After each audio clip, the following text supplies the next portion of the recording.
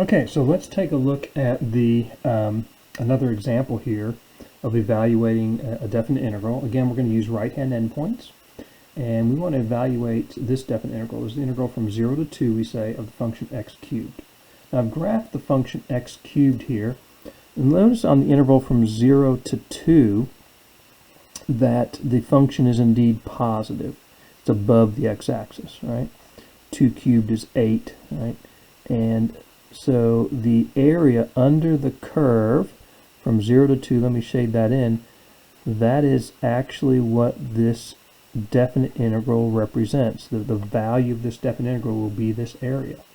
And one advantage geometrically to looking at it is, you know, if you're doing a problem and you want to say you get an answer, how do you know if it's correct? Well, first of all, you know it better be positive because this integral represents an area that is above the x-axis, so it's got to be positive.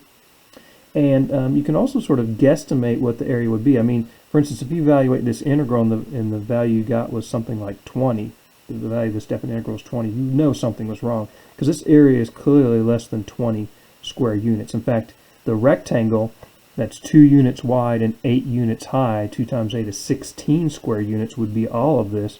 Clearly, this is less than half of that, so this is going to be less than 8, for instance, you know. So you kind of get a ballpark estimate by looking at the graph. Let's go ahead and do the problem, though. Let's use the limit definition. So notice, first of all, our lower limit a is 0. Our upper limit b is 2. And our delta x, we're going to have equally spaced, is b minus a over n. So that's 2 over n. Our right-hand endpoints, if you remember, c sub i's are the a plus I times delta x.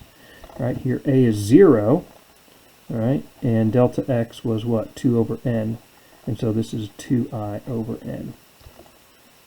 Okay, and so the limit definition says the definite integral is equal to, remember, it's the limit as n goes to infinity, summation I equals 1 to n, and it's going to be f of ci, which is 2I over n, times delta x, which is 2 over n.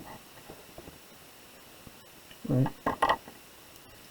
And there's where we get the f of ci, and the 2 over n is the delta x goes there. Right? So this again is the f of ci, and this is the delta x.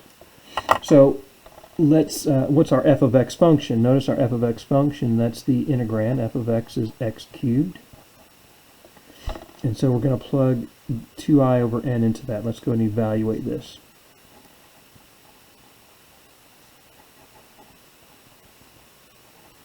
So that is replace x with 2I over n. I get 2I over n cubed. 2I over n cubed. And again, 2 over n. And let's simplify this now. If I cube 2I over n, what do I get? 2 cubed is 8I cubed over n cubed. And finally, do the last simplification. That is multiply those two quantities together. And what do we get here? 8 times 2 is 16I cubed. N times n cubed is n to the 4th. So I've simplified. That's the first goal. Simplify this whole expression down. Right? Expand. You know, here we only have one term, but again, distribute if you have to, and so on. Here we have just one term in this case. So now I'm going to do one more thing, and that is the variable part is I, the index I cubed here. 16 over n to the 4th is a constant multiple. I can pull that out. Let me forget my limit sign here. 16 over n to the 4th. And that leaves I cubed.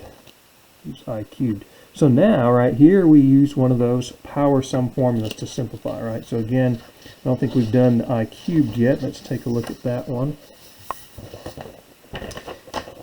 Again, these will be given to you. You don't have to memorize these, but I cubed, here's the summation. I'm going to go ahead and use this expanded form of that.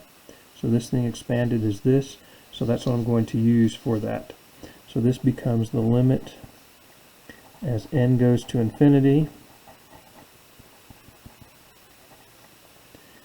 Whoops, I don't need that, sorry. Going too fast. It's 16 over n to the 4th. And then this whole thing, right, becomes that. So I'm just going to rewrite that in parentheses, n to the fourth over 4 plus n cubed over 2 plus n squared over 4. Okay. And then one last thing I need to do is to distribute to simplify. Distribute this through.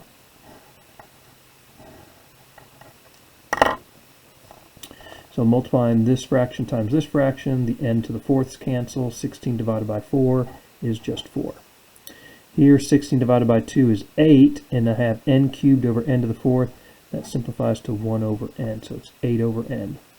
16 divided by 4 again is 4, and n to the n squared, n to the fourth in the bottom, leaves 1 n squared in the bottom.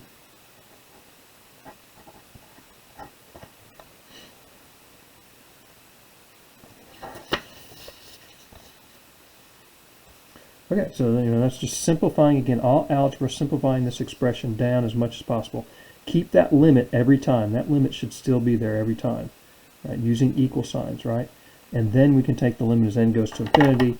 And what's going to happen inside here? Well, this term here is going to 0, and this term here is going to 0, because the denominator will grow without bound, and that ratio will be getting closer and closer to 0. So we say the limit is 0, and so we're just left with 4. And that is the value. And that seems consistent, if you think about it, back to our original geometric interpretation, that the area here, that seems reasonable that it could be 4. We said it's got to be certainly less than 8. So it's interestingly enough that the area that we have here is exactly equal to 4 square units.